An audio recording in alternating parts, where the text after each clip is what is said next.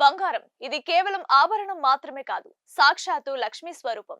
ఆడవారికైనా మగవారికైనా బంగారం అంటే పిచ్చి ప్రేమ. కానీ ఆగండి, మీరు లక్షలు పోసుకున్న బంగారం మీ ఇంట్లో కలహాలకు, ఆర్థిక నష్టాలకు కారణమవుతుందని మీకు తెలుసా? జ్యోతిష్య శాస్త్రం ప్రకారం కొన్ని రాష్ట్రాల వారికి బంగారం విషయంతో సమానం. ముందుగా బంగారం ఎవరికి అదృష్టాన్ని తెస్తుందో చూద్దాం. మొదటిది మేషరాశి.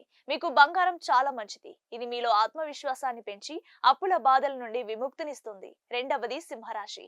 సూర్యుడు మీ అధిపతి. బంగారం మీకు రాజయోగాన్ని ఇస్తుంది. సమాజంలో కీర్తి ప్రతిష్టలు పెరుగుతాయి. మూడవది ధనుస్సు రాశి. మీకు బంగారం ధరించడం వల్ల అనుకున్న పనులు చకచక పూర్తవుతాయి. నాలుగవది కర్కాటక రాశి. మీరు బంగారం ధరిస్తే ఆర్థిక స్థిరత్వం లభిస్తోంది. ఇప్పుడు అసలు విషయం, ఎవరు బంగారానికి దూరంగా ఉండాలి? వృషభం, మిథునం, కన్య, కుంభం రాశుల వారు బంగారం విషయంలో చాలా జాగ్రత్తగా ఉండాలి.